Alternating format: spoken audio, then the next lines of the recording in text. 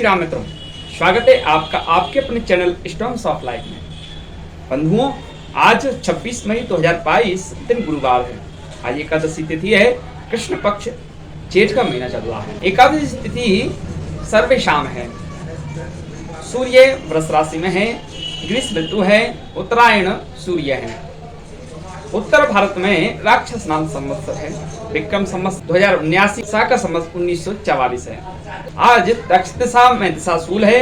अगर आवश्यकता है जाना तो केसर और घी खा के यात्रा कर सकते हैं। आज शिववास कैलाश में है, जो शुभ माना गया है।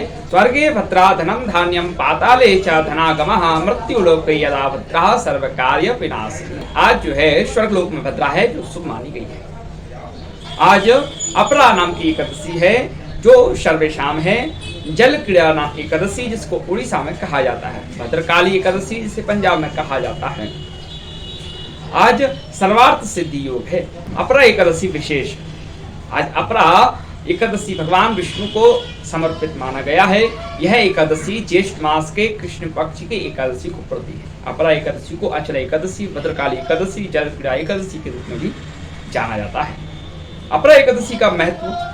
शास्त्रों के अनुसार इस एकादशी के व्रत को विधि पूर्वक करने से अपार धन की प्राप्ति होती है। साथ ही यह एकादशी यश प्रदान करने वाली एकादशी मानी जाती है। युधिष्ठिर ने भगवान कृष्ण से इस व्रत के माध्यम के बारे में विस्तार से बताने को कहा।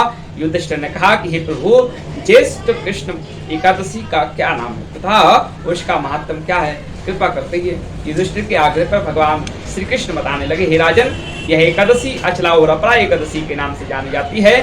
पुराणों के अनुसार ज्येष्ठ कृष्ण पक्ष की एकादशी अपरा एकादशी है, क्योंकि यह अपार धन देने वाली है।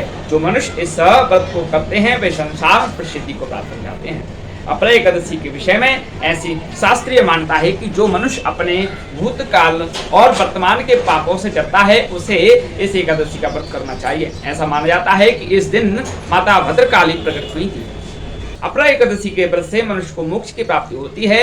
इतना ही नहीं, मान्यता यह भी है कि इस व्रत को धारण करने से मनुष्य ब्रह्म हत्या के पाप से भी मुक्त हो जाता है। अपरा एकादशी के दिन भगवान त्रिविक्रम की पूजा की जाती है।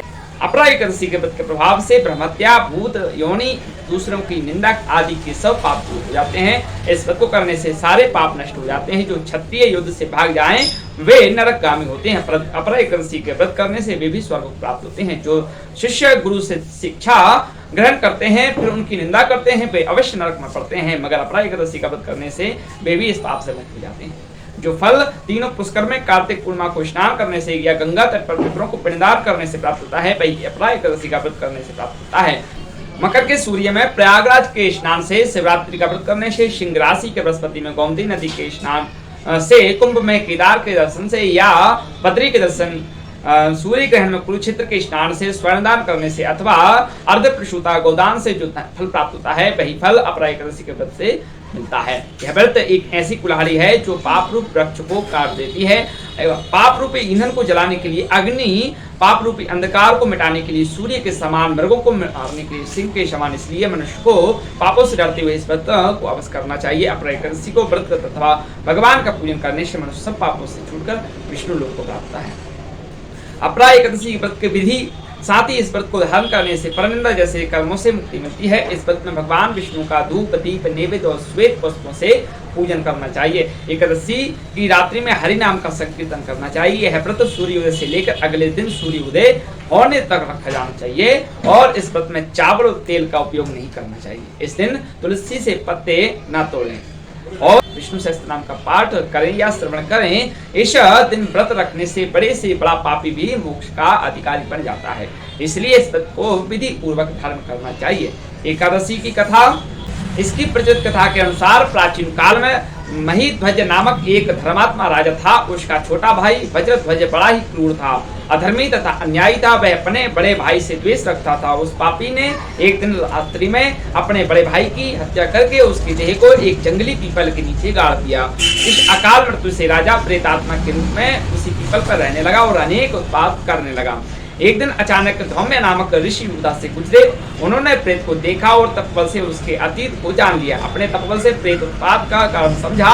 ऋषि ने प्रसन्न होकर उस प्रेत को पीपल के पेड़ से उतारा तथा परलोक विद्या का उपदेश दिया।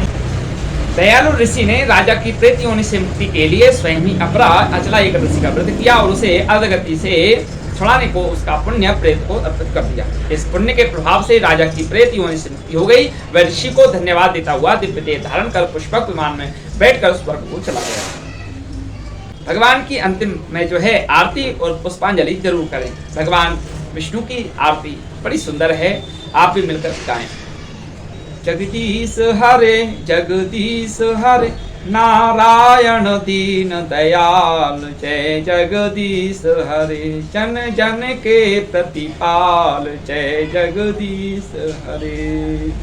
मंत्र पुष्पांजलि समर्पयामि। राधा कृष्ण भगवान की जय।